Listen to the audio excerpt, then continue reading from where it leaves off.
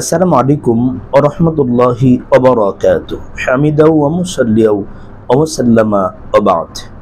সুপ্রিয় দর্শক, আপনাদের সকলকে আমাদের পিওর দাওয়া অফিসিয়াল ইউটিউব চ্যানেলের পক্ষ থেকে আন্তরিক অভিনন্দন, মোবারকবাদ জানাচ্ছি। আপনাদের সকলের সুস্বাস্থ্য কামনা করে আপনাদের থেকে প্রাপ্ত জীবন ঘনিষ্ঠ জিজ্ঞাসার জবাব নিয়ে আপনাদের সামনে উপস্থিত হয়েছি। দিনী ভাই এবং বোনেরা, অনেকে অনেকগুলো প্রশ্ন করেছেন। রমাদানুল মোবারক কেন্দ্রিক অনেক প্রশ্ন আমার কাছে এসেছে। দিনী ভাই এবং বোনেরা, প্রশ্ন তো অনেকে আছে, তার মাঝে আমরা গুরুত্বপূর্ণ কয়েকটা প্রশ্ন জিজ্ঞাসার জবাব দেব। অনেকের মনে কিন্তু অনেক ধরনের প্রশ্ন আছে এবং অনেকে প্রশ্ন করছেন না, কিন্তু আপনাদের মনে প্রশ্নগুলো কিন্তু দূর খাচ্ছে। আজকে আমরা মৌলিকভাবে আপনাদেরকে গুরুত্বপূর্ণ একটা বিষয় জানাবো, যে সকল কারণে রোজা না রাখা বা ভেঙে ফেলা জায়েজ আছে। যে সকল কারণে আপনি রোজা না রাখলেও আপনার হবে, আপনি রোজা রাখলেও ভেঙে ফেলতে পারবেন, সে সকল কারণগুলো ইনশাআল্লাহ আমরা জানবো। রমাদানুল মোবারকের রোজা রাখা প্রতিটি সুস্থ মস্তিষ্ক সম্পন্ন প্রাপ্তবয়স্ক মুসলমানের জন্য এটা ফরজ। কুতিবা আলাইকুমুস সিয়াম, এই শব্দ দ্বারা আল্লাহ তাআলা ফরজ করেছেন। কোনো বৈধ কারণ ছাড়া রোজা না রাখা বা ভেঙে ফেলা হারাম। যেহেতু আল্লাহ এটা স্পষ্টভাবে ফরজ করেছেন, ফরজ তরক করা হারাম।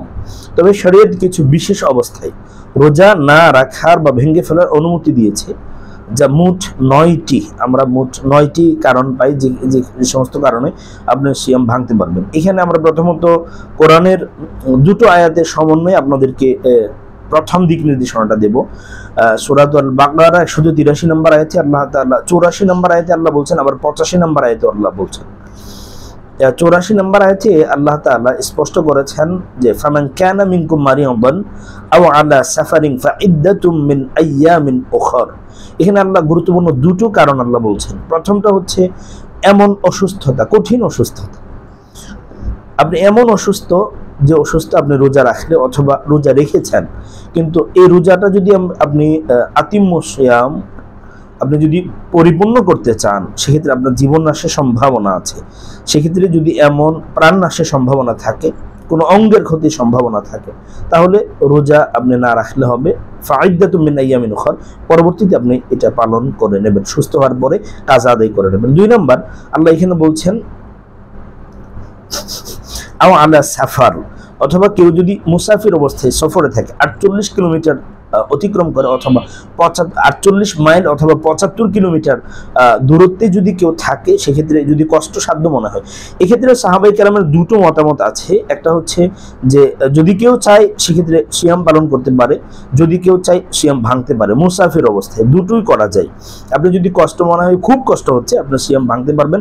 ফাইদ্দাতুম মিন আইয়ামিন উখর, পরবর্তীতে আপনি সিয়ামটা পুরো করে নেবেন, কাজা আদায় করে নেবেন।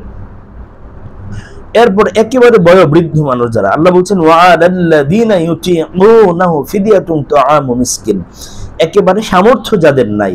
এখন দেখা গেল এমন বয়োবৃদ্ধ এবং অসুস্থ, সে সুস্থ হওয়ার সম্ভাবনা নেই এবং তার যে শারীরিক শক্তি, তাকাত ওয়াসাআত, সামর্থ্য, শক্তি পুরোটাই আর ফিরে আসবে না। সে সমস্ত মানুষের জন্য সিয়াম পালন না করে ফিদিয়াতুন তুআমু মিসকিন, যে সাহরি এবং ইফতারি যে পরিমাণ খাবার সে গ্রহণ করে, সে পরিমাণ খাবার অন্য কোনো মানুষকে দিয়ে এটা ফিদিয়া করে নিতে পারবে। এটা 3 নাম্বার। আমরা 3 নাম্বার যে প্রকারের মানুষ যারা রোজা না রাখলে হবে, এটা আমরা পেলাম।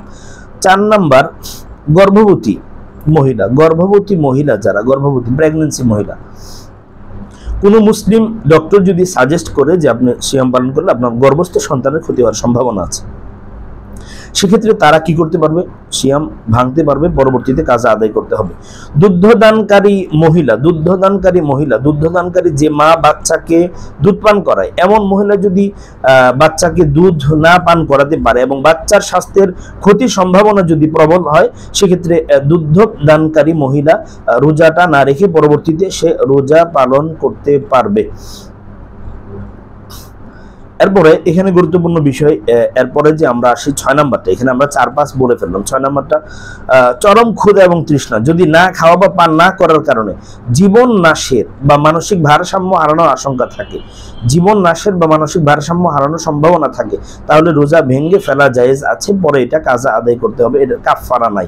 একবারে মনে হলো চরম ক্ষুধা এবং তৃষ্ণার কারণে একেবারে মৃত্যুর দ্বার প্রান্তে উপনীত, মৃত্যুর কোলে ঢলে পড়ছে, এমন অবস্থায় সে রোজা ভেঙে ফেলতে পারবে। রোজা রাখলেও শিশু যারা, সিবিয়ান বা শিশু যারা আছে, যারা এখনো প্রাপ্তবয়স্ক হয় নাই, তারা তো রোজা রাখবে না। কেউ রাখতে চাইলে অভ্যস্ত করানো যাবে। জীবননাশ বা মানসিক ভারসাম্য হারানোর আশঙ্কা থাকলে সিয়াম ভাঙ্গা যাবে। যদি কোনো বিষাক্ত সাপ, বিষাক্ত কোনো প্রাণী কামড় দেয় বা অন্য কোনো কারণে জীবননাশ বা পাগল হওয়ার সম্ভাবনা থাকে, তাহলে রোজা ভেঙে ফেলা যাবে, পরে কাজা আদায় করতে হবে। জিহাদ, কোনো মুজাহিদ যদি নিশ্চিত জানে যে সে যুদ্ধ করবে এবং যুদ্ধের সময় দুর্বল হয়ে পড়তে পারে, জিহাদের ক্ষেত্রে শুধুমাত্র আল্লাহর জমিন, আল্লাহ দিন প্রতিষ্ঠার জন্য লড়াই করা অবস্থায়, তবে তার জন্য রোজা ভাঙ্গা এটা জায়েজ আছে, পরে কাজা আদায় করতে হবে, এর কাফারা নেই। জোরপূর্বক কোনো মানুষকে যদি খাওয়ানো হয়, যদি কাউকে জোর করে রোজা ভাঙতে বাধ্য করা হয় এবং না খেলে প্রাণনাশ, অঙ্গহানি বা প্রচন্ড শারীরিক নির্যাতনের আশঙ্কা থাকে, তাহলে রোজা ভেঙে ফেলা জায়েজ। তবে যদি সে ধৈর্য ধারণ করে, তাহলে আল্লাহর কাছে সে অনেক বেশি প্রতিদান, উজরাত অবশ্যই সে পাবে। তার মানে এখান থেকে আমরা স্পষ্টত আমরা বুঝতে পারলাম যে কোনো মানুষকে যদি কেউ জবরদস্তি করে, জোর জবরদস্তি করে তাকে কোনো কিছু খাওয়াতে চায়, অনিচ্ছা, তার ইচ্ছায় নয়, অনিচ্ছা সত্ত্বেও যদি কোনো মানুষ তাকে জীবননাশের সম্ভাবনা থাকে, তাকে মেরে ফেলবে, তাকে হত্যা করবে, তার অঙ্গহানি ঘটাবে, এমত অবস্থায় সে যদি কোনো কিছু খায়, পরবর্তীতে এটা কাজা আদায় করতে পারবে। এখানে আমরা মৌলিকভাবে বেশ কিছু প্রায় 10 প্রকার মানুষের কথা আমরা জানতে পারলাম। এই 10 প্রকার মানুষের জন্য রোজা না রাখার ইখতিয়ার আল্লাহ তাআলা দিয়েছেন, পরবর্তীতে কাজা আদায় করে নিতে হবে। আল্লাহ তাআলা আমাদের সকলকে বুঝে আমল করার তৌফিক দিন।